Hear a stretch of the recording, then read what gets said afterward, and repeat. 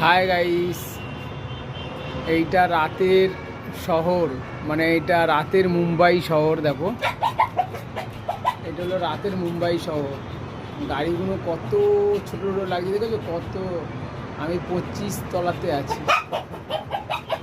আমি 25 তলাতে আছি। গাড়িগুলো কত ছোট ছোট লাগছে। এটা হলো রাতের মুম্বাই শহর। দেখো কি দারুণ।